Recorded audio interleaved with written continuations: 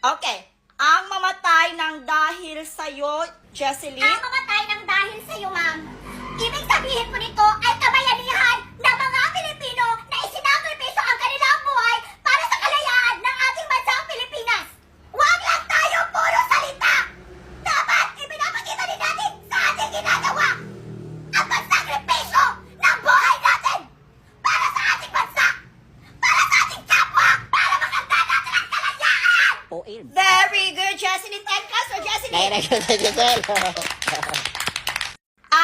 Okay. Ang mamatay ng dahil sa'yo, Jesseline? Ang mamatay ng dahil sa'yo, ma'am. Ibig sabihin po nito ay